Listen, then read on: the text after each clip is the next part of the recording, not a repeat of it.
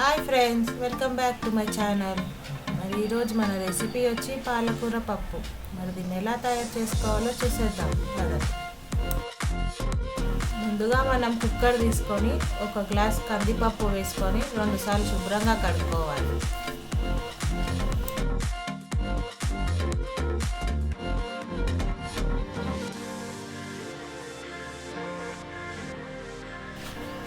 ఒక గ్లాస్ కందిపప్పుకి 2 గ్లాసుల వాటర్ పోసుకోవాలి. 4 కట్ చేసుకున్న పాలకూర కట్టలను శుభ్రంగా కడుక్కొని వేసుకోవాలి.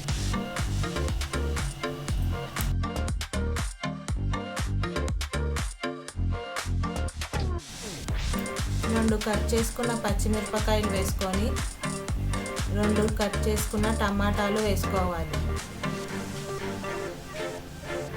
4 వెల్లుల్లి ముక్కలు వేసుకొని ఒక హాఫ్ స్పూన్ పసుపు వేసుకోవాలి. 1/2 స్పూన్ ఆయిల్ వేసుకోవాలి. ఆయిల్ వేసుకోవడం వల్ల పప్పు అడుగంటకుండా ఉంటుంది.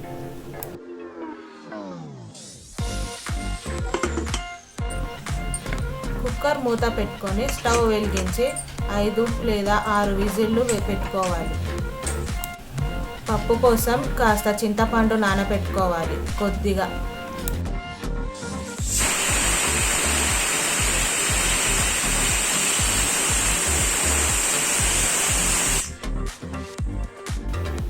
ఐదు విజిల్ అయ్యాక కుక్కర్ ప్రెషర్ అంతా పోయాక మూత తెరిచి చూసుకోవాలి.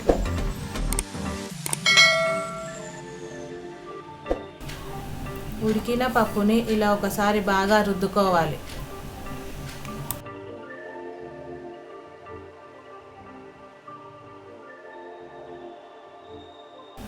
రుద్దుకున్న పప్పులో ఒక గ్లాస్ నీళ్ళు పోసుకొని స్టవ్ వెలిగించుకొని స్టవ్ పై పెట్టుకోవాలి.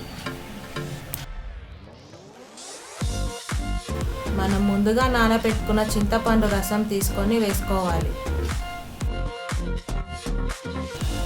మీ రుచికి సరిపడిన ఉప్పు వేసుకోవాలి. పాలకూర పప్పు చిక్కగా ఉంటే బాగుంటుంది. కొంతమంది చిక్కగా తింటారు, కొంతమంది పలచగా తింటారు. మీకు ఎలా కావాలో అలా చేసుకోవచ్చు ఫ్రెండ్స్. పప్పు 5 నిమిషాలు మసిలి పొంగొచ్చాక స్టవ్ సిమ్లో పెట్టుకోవాలి. ఇప్పుడు పప్పు కోసం మనం పోపు పెట్టుకుందాం. పోపు కోసం ఒక గిన్నె పెట్టుకొని 3 టేబుల్ స్పూన్లు ఆయిల్ వేసుకోవాలి. ఆయిల్ వేడెక్కాక ఆవాలు, జీలకర్ర, ఒక ఎండుమిరపకాయ వేసుకోవాలి. ఆవాలు జీలకర్ర వేగాక కొద్దిగా కరివేపాకు, హాఫ్ స్పూన్ ఇంగువ వేసుకొని కలుపుకోవాలి.